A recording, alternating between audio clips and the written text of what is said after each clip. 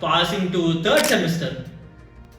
Third semester looks fine for me actually. What do you think, man? Maybe mostly we had, for me, physical pharmaceutics was there.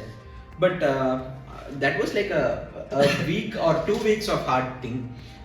Next, when we understood how deep to go for the subject, yeah, it was understandable now. If you check my marks in physical pharmaceutics, I won't say that won't, whatever I say won't match. But With the logics. with the logics, yeah, it is helping nowadays. Yeah. It is. It was so imaginationary subject. Like you can imagine so much into the concept, and it's so deep. It's like an art. The Art, more you yeah. imagine, the more you imagine, go. you understand. The deep you go into it. That's how the physical pharmacy. But other than that, remaining all subjects were Pretty good. Semester Good. 3 was, Yeah, marks semester were better 3 for all was- of us. Yeah. was kind of fine. It was interesting to all of us. Apart from marks, it was interesting. Subjects were also interesting. That's where we understood we have got into bachelor's in pharmacy, something related to pharmacy. That's Yeah. where we understood something we came.